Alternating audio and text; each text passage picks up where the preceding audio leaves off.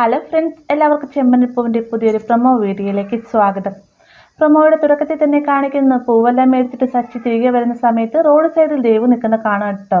ഈ ഒരു സമയത്ത് രേവതി പറയുന്നുണ്ട് ദേവുവിനും കൂടെ കയറ്റണം, വണ്ടി നിർത്തിയെന്ന് പറയുന്ന സമയത്ത് സച്ചി വണ്ടി നിർത്തുകയാണ്. വേഗം തന്നെ രേവതി വണ്ടിയിൽ നിന്ന് ഇറങ്ങുന്ന സമയത്ത് ദേവു ചോദിക്കുകയാണ്, ഈ ഒരു വണ്ടിയുടെ ബാക്ക് സീറ്റിൽ പൂക്കളെല്ലാം വെച്ചതിന് ശേഷം എനിക്ക് മാത്രമല്ല ഇരിക്കാൻ സ്ഥലമുള്ളൂ, അപ്പോൾ പിന്നെ ചേച്ചി എന്ത് ചെയ്യുമെന്ന് ചോദിക്കുന്ന സമയത്ത് സച്ചി പറയുന്നുണ്ട്, നിനക്ക് മനസ്സിലായില്ലേ?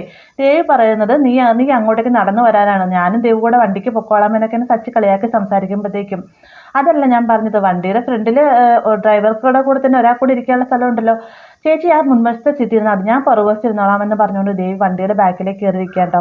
ആദ്യമൊക്കെ നമ്മുടെ സച്ചി സമ്മതിക്കുന്നില്ല, എന്നാൽ രേവതിനോടും കൂടി കൊണ്ടുപോകണം, അതുകൊണ്ട് തന്നെ രേവതിക്ക് കൂടെ സ്ഥലം കൊടുക്കാമെന്ന് സച്ചി സമ്മതിക്കാൻ അങ്ങനെ ഡ്രൈവർ സീറ്റിൽ രണ്ടുപേരും കൂടെ പപ്പാതി വെച്ചിരിക്കാൻ കേട്ടോ.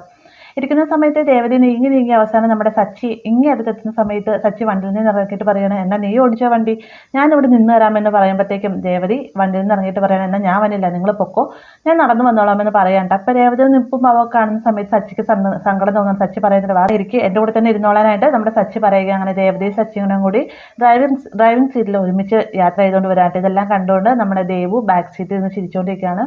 പിന്നീട് കാണിക്കുന്ന പൂമാലയ്ക്ക് ഓർഡർ കിട്ടിയതുകൊണ്ട് തന്നെ രേവതി 3-4 പൂ കിട്ടുന്നതിന് വേണ്ടി ചേച്ചിമാരുടെ വിളിക്കുന്നുണ്ട്. അവർ വീടിൻ്റെ മുറ്റത്ത് വന്ന് നിൽക്കുന്ന സമയത്ത് ചന്ദ്ര ഈ കാഴ്ച കൊണ്ടാണ് അങ്ങോട്ടേക്ക് വരികയാണ്.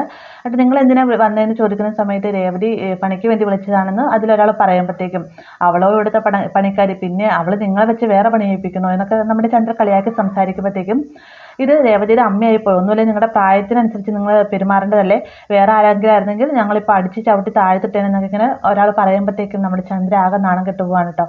അപ്പോൾ ഇത്രയുമാണ് പ്രൊമോയിൽ ഉൾപ്പെടുത്തിയിട്ടുള്ളത്. വീഡിയോ ഇഷ്ടമായെങ്കിൽ ലൈക്ക് ചെയ്യാനും കൂടെ ചാനൽ സബ്സ്ക്രൈബ് ചെയ്യാനും മറക്കരുത്.